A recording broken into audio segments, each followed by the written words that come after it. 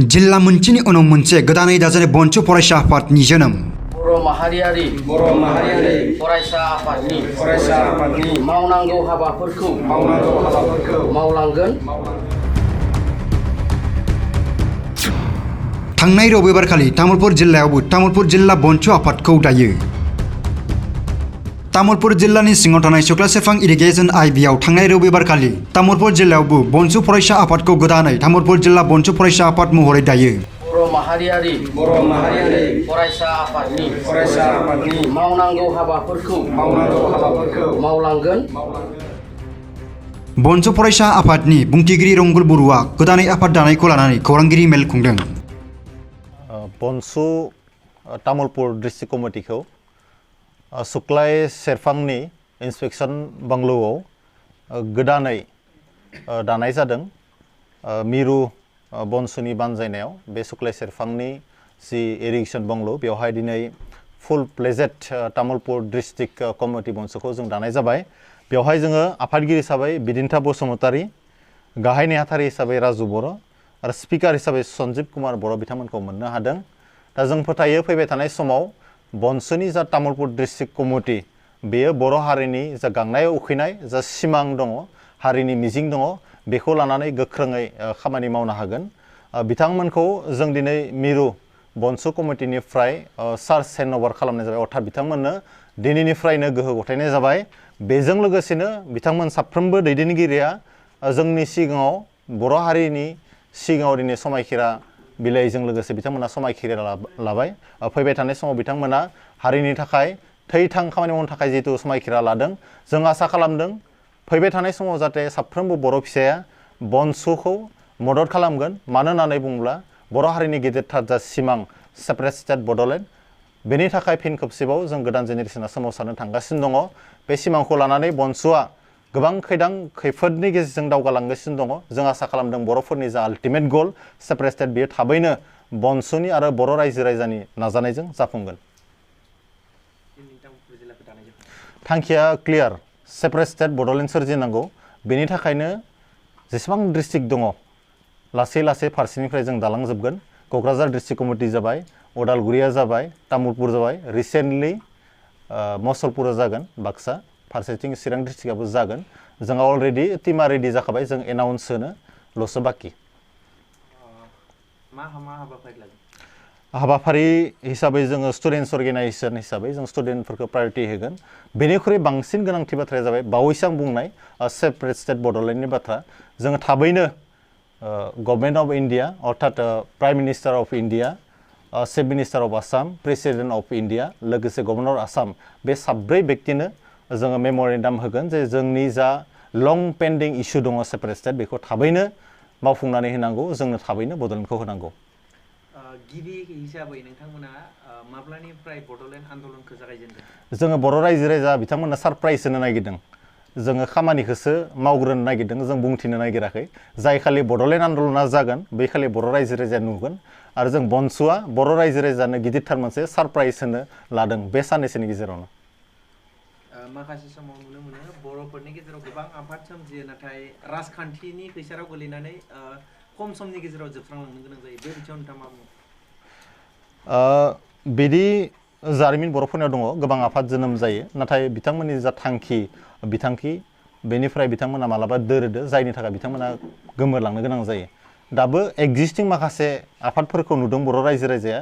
बिथांमोना गावसोरनि जा थांखि, हारिखौ लानानै जा थांखि दङमोन, हारिनि खामानि मावनो होननानै ओंखारबोनाय जा थांखि बिथांमोना बै समाव लादोंमोन, बे थांखियाव थानो हादोंना हायाखै बेयो मोनसे ग्रेट कुइसन। आरो बे कुइसननि एन्सारखौ बर' रायजो राजाफ्रा नागिरगासिनो दङ। जायनि थाखाय दिनैनि तारिखाव बनसु बायदि सात्र संगठनखौ बड'लेण्ड बिनो थाखाय बर' रायजो राजा इन्टेलेक्सुयेलफ्रा जोनोम होनो गोनां जादों। माखासे समाव नुनो मोनबावो जे माखासे जिल्लाफोरावनो नोंथांमोना जे आफादखौ बिबान गथायबोदों आफाद दानानै। दा बे बेलायाव जों नुनो मोनबावदों नोंथांमोना बिथांमोनखौ लिंनानै लाबोनानैसो बिबान होदों होननानै बुङो। दिनै तामुलपुर जिल्लायावबो बेफोरबायदि जागोन नामा? थार बाथ्राया बेनो, जोङो जातीयताबादखौ लानानै दाम दर खालामनो नागिराखै। जायफोरा बर' हारिखौ मोजां मोनो गोसो गोरबोजों, जायफोरा हारिनि थाखाय खामानि मावनो ओंखारदों, बिथांमोनखौ जों बनसुआव मस्ट वेलकाम खालामदों।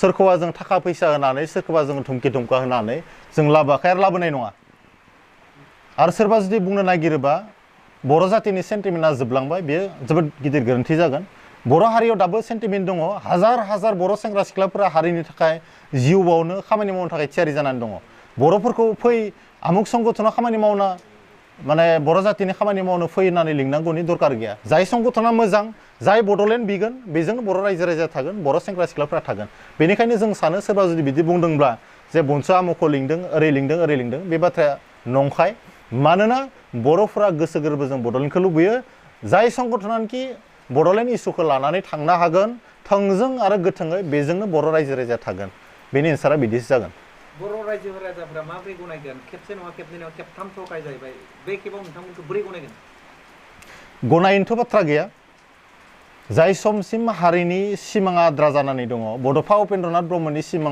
सिमां जानानै दङ बेयाव सोरखौबा गनायनि बाथ्रा गैया जाय हारिनि थाखाय गोसो गोथारै खामानि मावनो ओंखारदों बिथांमोनखौ हारिया गोजान खालामनायनि बाथ्रा गैया जुदि हारिया गावनि सिमांखौ बावगारनायमोनब्ला बड'फा उपेन्द्रनाथ ब्रह्म बिथांखौ सिबिनाय नङामोन जुदि जोंनि बर'फोरा जोंनि हारिनि आद्रा सिमांखौ जुदि बावगारनायमोनब्ला रन्जन दैमारि बिथांखौ सिबिनाय नङामोन गतिके बर'फोरनियाव दाबो बे सिमाङा गोजों आरो गोथों जानानै दङ बेखौ खामानि मावनानै एचिभ खालामनायल'सो बाथ्रा मैया बावैसो ULB NLB बिथांमोना जे मोनसे प्रेस मिट होबाय बिथांमोननि सायाव सानैसो थांनाय बावैसो सिगाङाव आसाम पुलिसा इनकाउन्टार खालामनायनि सायाव बे बिथिङाव नोंथांमोननिफ्राय मा बुङो सासे बर' हिसाबै आरो छात्र संगठननि फरायसा आफादनि बिबानगिरि हिसाबै जोबोद दुखु मोनदों गिबि बाथ्रा दा बुंनाय बाथ्रायानो जों साफ्रोमबो बर' सुबुङा जुदि गावथार जायोबा सोरनिबा गुलि नाङोबा जोंनि बिखायावबो गुलि नांनाय बायदि जों मोनो सोरबा बर' सेंग्राखौ सोरबा गावफैदों होननाय लोगो लोगो जोंनि बिखायावबो गावदों नामा बिदि जोंहाबो जाखाङो थारैनो दाबो जोंखौ सोरबा बिखायाव गावगासिनो दङ जों बुंनो नागिराखै बाथ्राया ओरै होननानै नाथाय सिदा बाथ्राया बेनो जोङो बर' जातीयताबादि सुबुं बर' हारियाव माबाफोर खैफोद फैयोब्ला जोङो जोबोद सिरियास जायो आरो सिरियास जानायाबो मोजां जों सरकारखौ खावलायगोन जाय बिथांमोना मालाबा लामा आन्दायदों मालाबा हारिनि थाखाय ओंखारनानै जोबोद खस्थ' मोनदों दा बिथांमोनखौ गावनि होननानै सानगोन होननानै जोङो आसा खालामदों जोंहा BTC आव अर्थात मोनसे गभर्नमेन्ट सोलिगासिनो दङ जाय गभर्नमेन्टआनोखि प्रमद बर' बिथांजों नेतृत्व होगासिनो दङ जों मालाबा खोनायो क'क्राझार आरो उदालगुरियाव जि माने NLFB नि केम्प दङ बेवहाय जोबोद जोंनि जोहोलावफ्रा बर'नि जोहोलावफ्रा जोबोद माने खस्थ'जों भुगिनानै दङ दा सरकार दङ हिसाबै जों लुबैगोन हिउमेनिटी ग्राउन्ड्सआव बिथांमोननि जा जानाय लोंनाय थानायफोरखौ जाहाथे बिथांमोना होयो बिथांमोना दावहारु सोरबा होबाबो होआब्लाबो हारिनि थाखाय खामानि मावनो हायो बेवहाय जोंहा जेबो डाउट गैया नाथायबा गावनिनो फंबाय बिदा होननानै जों सरकारखौ एसे फेभार खालामजानायखौ लुबैगोन आरो जों खावलायगोन जोंनि बर' हारिया मोनसे सोद्रोम हारि गोजोनखौ लुबैग्रा मोनसे हारि हिसाबै मालाबाबो जों भायलेन्सखौ लुबैनाय नङा बा बनसुआबो मालाबाबो भायलेन्सखौ लुबैनाय नङा नाथायबा भायलेन्स मानो खालामनो गोनां जादों बेखौबो सरकारा नोजोर होनो गोनां जागोन मानो जोंनि सुबुंफोरा हाथियार दैनो गोनां जाखो बे बाथ्राखौबो सरकारा नायनायनि गोनांथि दङ आरो जों लुबैगोन पिस प्रसेसनि गेजेरजों नेगोसिएसननि गेजेरजों जाहाथे बेफोरबायदि इस्युफोरा जातिनि इस्युफोरा माने समाधान जायो जों लुबैगोन बेराफारसेथिं जों नायदों मैया जि प्रेस मिट होदों NLFB नि दैदेनगिरि बिथांमोना बुंदों जे बिथांमोना माने डिसचार्ज जादों जों खावलायदों जाय बिथांमोना डिसचार्ज जादों बिथांमोना फैनानै गावसोरनि दैदेनगिरिफोरजों सावरायनानै जाफोर फिसा फिसौ इस्युफोर दङ जा माने प्रब्लेम्सफोर दङ जाहाथे बिथांमोना गावनिजोंनो सावरायनानै फोजोबग्रोनांगौ जों बेखौ बनसुनि जानानै आरो सासे बर' हिसाबै जोङो खावलायदों जोङो अरायबो जोङो जोंनि थांखियाव डिटारमाइन जों मालाबाबो भायलेन्सखौ लुबैया जोंनि बर' हारियाव अरायसम गोजोन थासारिखौ जों लुबैयो बिथांमोना मा जाहोननि थाखाय जे NLFB निफ्राय गावस्रानानै जे गुबुन हानजा दानानै बिथांमोना जे रां दाबि खालामनायनि माबायाव ओंखारनो गोनां जाखो बेखौ नोंथांमोननि जे बनसुनिफ्राय मा थांखिनि माबा होनो नागिरो रां दाबिनाय मानाय बाथ्रा बेयो ल' एन्ड अर्डारनि सायाव डिपेन्ड खालामो प्रशासनिक माखासे बाथ्राफोर बेफोरो जोङो बर' हिसाबैसो बाथ्राखौ बुंदों सावरायदों आं दहायनो बुंदों सोरबा बर' सेंग्राखौ गावथारनाय माने जोंनि बिखायावबो सोरबा गावफैनाय बायदि नाङो बाथ्राया बेसो जों बिथांमोनखौ सोरखौबा माने एक्सटर्सन खालामनांगौ सोरखौबा धुमखि नांगौ जोङो बेखौ बुंनो नागिराखै बेयो इनकुवारि जागासिनो दङ होननानै जों मिथिदों मैयाबो NLFनि दैदेनगिरि बिथांमोना बुंदों जे बेयो इनकुवारि जागासिनो दङ मा जाहैगोन बे इनकुवारिनि रिजाल्टआसो बुंगोन दा समसिम जिखिनाखौ मिथिगौ जोङो हिउमेनिटी ग्राउन्ड्सआव जातीयताबादनि खाथिराव जों खावलायदों जाहाथे सासेबो बर' सुबुङा सोरनिबा आखायाव थैनो गोनां जाया जों सानफ्रोमबो गोजोनखौ लुबैयो